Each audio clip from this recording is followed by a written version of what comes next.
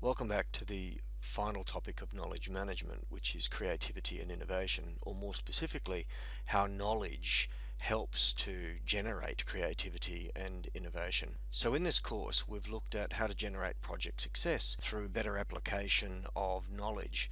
We started out by understanding what knowledge was and how it flows. We then moved on to look at ICT as a way of engaging with knowledge and building knowledge-based projects. We then went on to reflect upon went on to look at reflecting of the impact of leadership and how that impacted the way knowledge flows in the organization.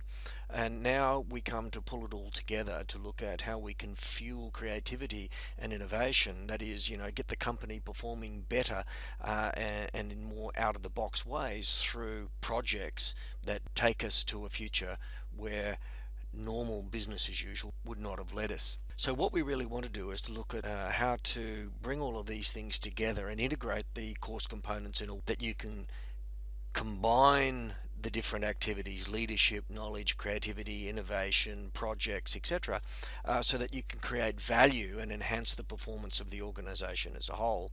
So you're not just looking at a successful project, but ongoing success of the organization as a whole and how well-structured projects can deliver that.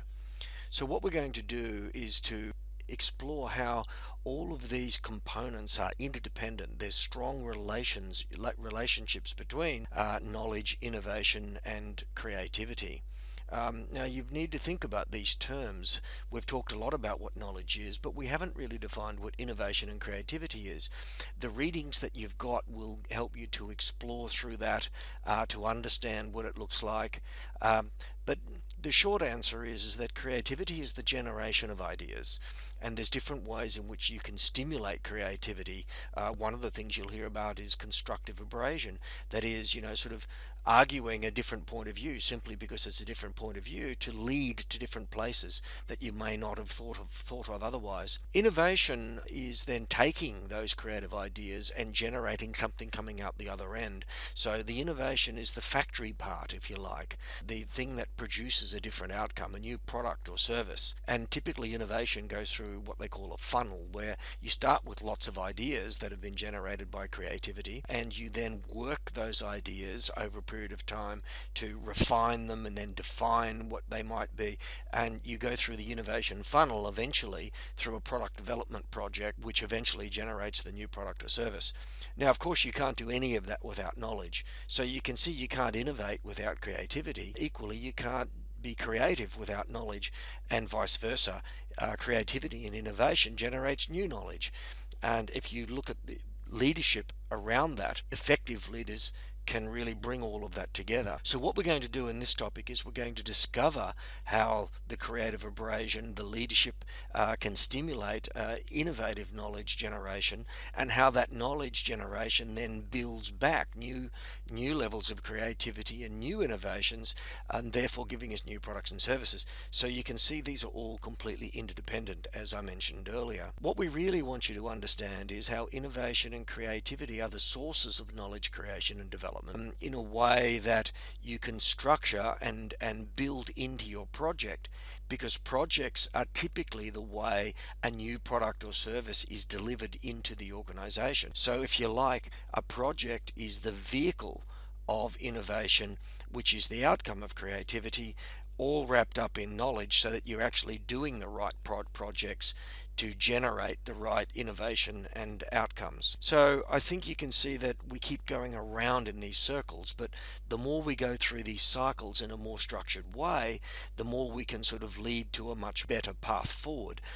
And if we're faster and have competitive advantage in the way that we do that over our competitors, or if it's a government organization, if we can generate these at lower cost and greater efficiency, then we can improve the performance of the organization as a whole.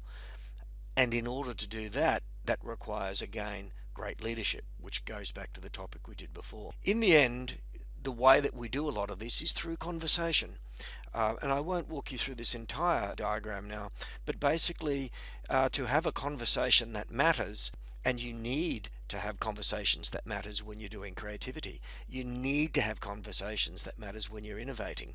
You need to decide what's in, what's out. How are you going to go about it? What will the process look like? Who do we need to have involved? So, and equally, you need to have conversations that matter about knowledge. What's its purpose? Is it relevant?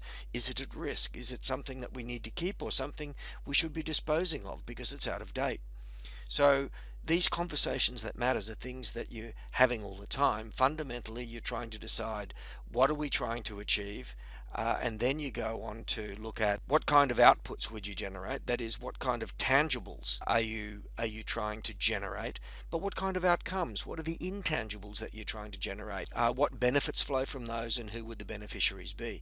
The beneficiaries may not even be people who are in the conversation. You, as a project team, could be talking about a new innovation that will benefit the business as a whole, or the whole community, the whole world, in fact, if you were doing something like finding a solution to climate change or renewable energies.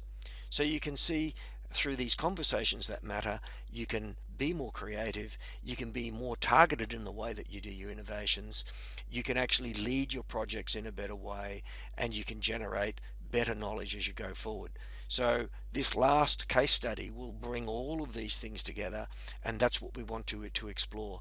When you know how to lead a project that brings these things together in a structured way and delivers on time and on budget, you're then really ready to change the world. I hope you enjoy the final topic in this course. Thank you.